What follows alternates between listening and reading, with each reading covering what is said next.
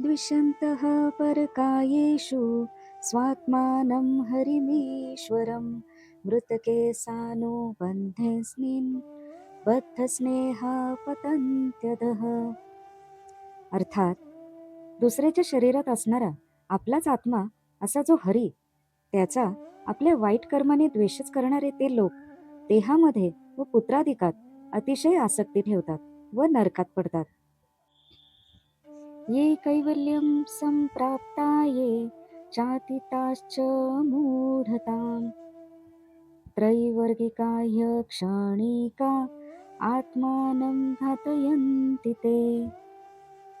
अर्थात जे धर्म, अर्थ व काम यांना जास्त महत्त्व देणारे व देहादी कायम टिकतात असे मानणारे, स्वतःला ज्ञानी समजणारे पण खऱ्या तत्वज्ञानाला प्राप्त न झालेले असतात, ते स्वतःच स्वतःचा घात करतात.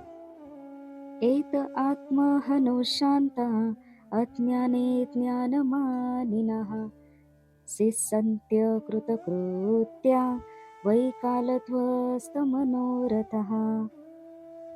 अर्थात असे लोक आत्मा नाही असे म्हणतात, अर्थात आत्मघातकीच असतात. त्यांचे मन क्षुब्ध असते, ते अज्ञानातच ज्ञानीपणा मानणारे असतात.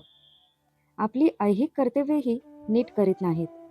त्यांचे सर्व मनोरथ काळापुढे अपुरेच राहतात व ते अधोगतीस जातात. अविधी पशु ते वधिती त्या याज्ञिकांचे देहांती मारिले पशु मारू येती झळकत कांती घेऊन या एवं निमालिया याज्ञिकांसी भक्षिले पशु भक्षिती त्यांसी जैसे सेविले विषप्राणियांसी ग्रासी प्राणासी समूळ. परमात्मा जो श्रीहरी तो अंतर्यामी सर्व शरीरी तेथपराचा जो द्वेष करी तेणे द्वेषीला हरी निजात्मा परासी जो करी अपघातू तेणे केला निजात्मघातू त्यासी सहकुटुंब अधपातू रवरवांतू ते बुडती.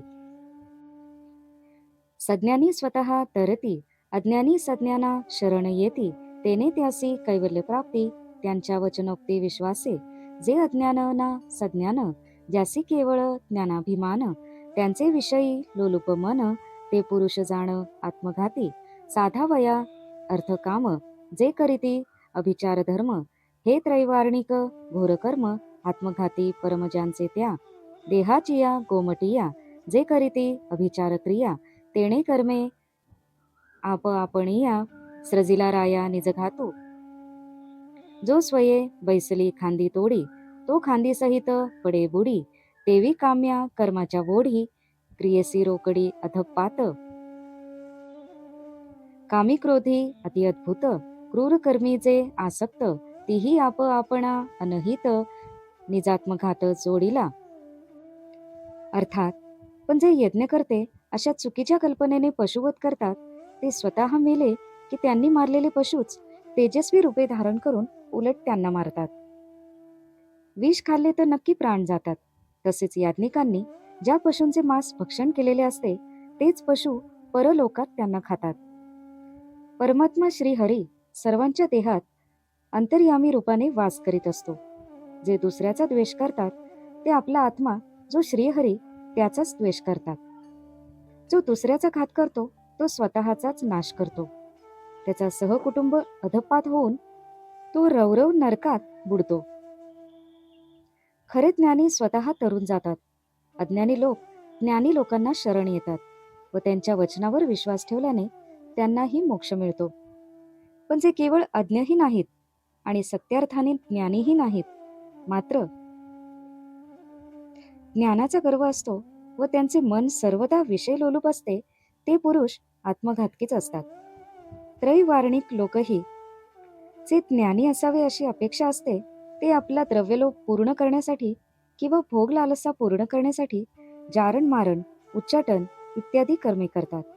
त्यांचे ते कर्म अतिशय घोर असते. हे राजा, देहाचे चोचले पुरवण्यासाठी जे अभिचार कर्म करतात म्हणजे दुष्ट प्रेतात्म्यांना बोलवून काळी जादू करतात, त्यांच्या त्या कर्माने ते स्वतःच आपला नाश करून घेतात. जसा एखादा मनुष्य झाडाच्या फांदीवर बसतो आणि तीच फांदी अलीकडे तोडतो, त्याचप्रमाणे काम्य कर्मांच्या आसक्तीने त्या लोकांचा खात्रीने अधप्पात होतो. जे लोक कामुक, रागीट, भयंकर क्रूर कर्मे करणारे असतात ते आपलाच घात आपण करतात. हित्वात्माया सरचिता गृहापत्य सुरुच्रियः तमो विशन्त्य निच्छन्तो वासुदेव पराङ्मुखः. अर्थात वासुदेवाला विमुख झालेले ते मूर्ख लोक आत्म्याला अतिशय कष्ट देऊन व आत्महिताचा त्याग करून घर, पत्नी, मित्र, संपत्ती इत्यादी गोष्टी संपादन करून स्वतः इच्छा नसतानाही अज्ञानरूपी अंधतमामध्ये प्रवेश करतात. स्वयंकर्म करीती अविधी तेची म्हणती शुद्ध विधी अज्ञानतेची प्रतिपादी ज्ञानत्रिशुद्धी म्हणून या. जे काम्यकर्मी छळिले विषयबुद्धी आकळिले निजहितासी ठकले मग अंतरले सद्बुद्धीसी. गर्वाती ज्वरित मुखे गोडपणी कडू ठाके विषप्राय विषय सुखे अतिहरिके सेविती. ऐशा विषया लागी पहा हो आप्त मानुनी निज देहो रचुनी नाना उपावो अर्थसंग्रहो स्वये करीती. मरणेसी झटे घेत श्री मिळविती श्रीमंत गृहदारा पुत्रवित्त नाना नाना वस्तू जात संग्रहो ऐसे भोग आयासयुक्त. सांडुनी ज्ञानगर्वी समस्त ज्ञानाभिमाने नेजेत अंधतमांत अतिगर्वे. जेथ अंधाराचे डोळे होऊनी ठाकती आंधळे तेथ मोहरात्रीचे काळे अंधतम मेळे अधिक काटे.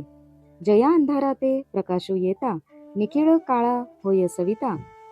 जेथ गाढमूढ अवस्था अतिमौढ्यता स्वये पावे जेथ सुषुप्तीसी झोप लागे आळसू आळसीचे सर्वांगे तेथ घर बांधुनी निजांगे निंदा क्रोध दोघे सदा वसती.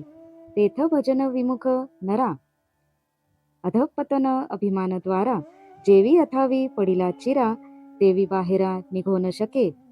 जे वासुदेवी सदा विमुख ज्यासी हरिभजनी नाही हरिख त्यांची दशा आहे अधोमुख अतिदुःखे दुःख भोगिती. ऐशी अभक्तांची गती सांगितली आहाच स्थिती वाचुनी त्यांची दुर्गती वाग्देवता भीती स्पष्ट वदता. अभक्तांची गती बोलणे या परिस चांगमुखे होणे प्राण जावो का सर्व प्राणे परिते दोष कोणे बोलावे. राया तुझिया प्रश्न काची हे दशा बोलणे पडे आजी येरवी अभक्तवादे आम्हा माझी वाचेची पाजी विटाळली नाही.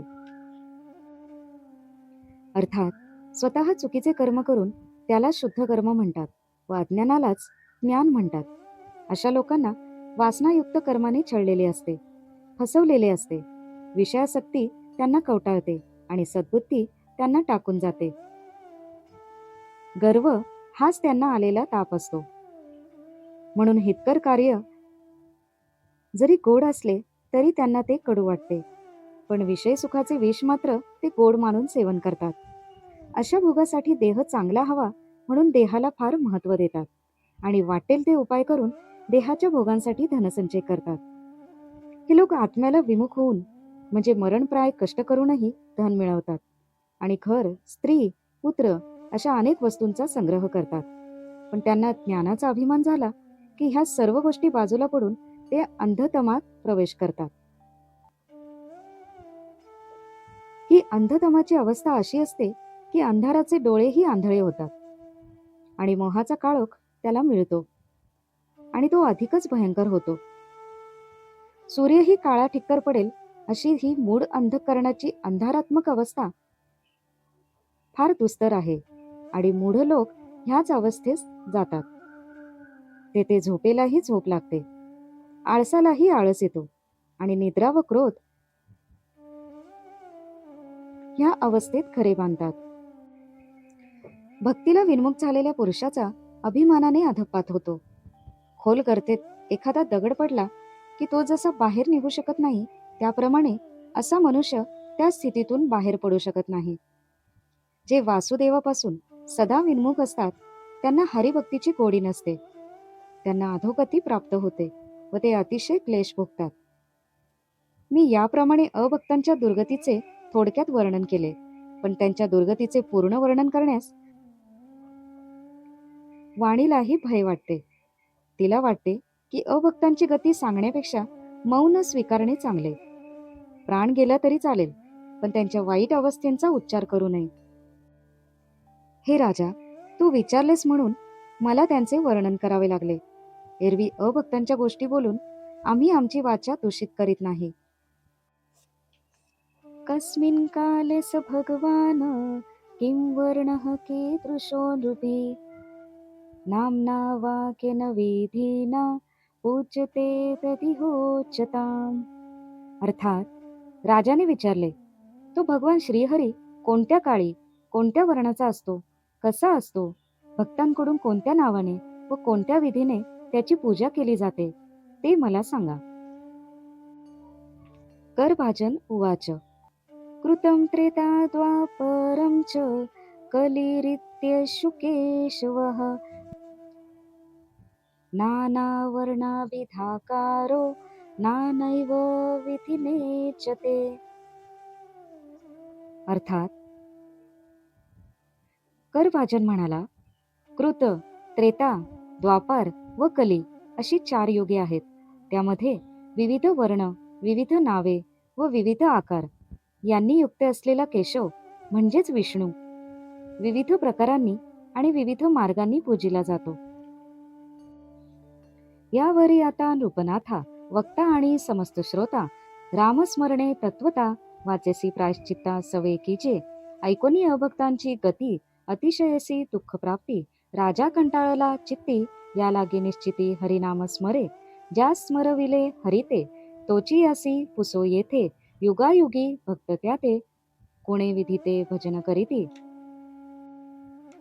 ज्याचे निस्मरणे तत्वता कर्माकर्मे नुधविती माथा. त्या भगवंताची कथा माझी हिता लागी सांगा. जो परमात्मा श्रीहरी तो सृष्ट्यादी युगांतरी कोणे नामे रूपे वर्णाकारी भक्त कैशापरी पूजिती. आणि ते काळीच्या प्रजा कैसेने यजिती अधोक्षजा. कवणे विधी करीती पूजा ते योगी राजा सांगीजे. तुमचे मुखीचे कृपावचन त्यापुढे अमृतही गौण. वचने परमानंद पूर्ण जन्म मरण उच्छेदी. त्याही माझी भगवत गुण युगानुवर्ती नारायण. त्याचे भजन पूजन विधान कृपा करून सांगीचे स्वामी. ऐकोनी रायांचे वचन संतोषले अवघे जण. जाणोनी हरिगुणांचा प्रश्न कनिष्ठ करभाजन बोलता झाला. नाना वर्ण नाना कारे नाना नाम नामोपचारे. कृतत्रेता द्वापारे भक्त निर्धारे केशवो यजती. ककार ब्रह्मा वकार विष्णू शकार स्वये त्रिनयनु. केशव तो गुणविहीनु प्रकाशक पूर्ण तिहीचा. केशव केशव अर्धमात्रा नये व्यक्ता व्यक्त उच्चारा. व्यापे वीण व्यापकू खरा सबाह्या भ्यंतरा एकत्वे. अर्थात तेव्हा हे राजा, आता वक्ता आणि श्रोते आपण सर्वांनी मिळून राम नाम घेऊन वाणीला सत्वर प्रायश्चित्त करावे. अभक्तांची अधोगती कशी होते हे ऐकून राजाला फार दुःख झाले. त्याला उद्वेग उत्पन्न झाला आणि तो हरीचे स्मरण करू लागला.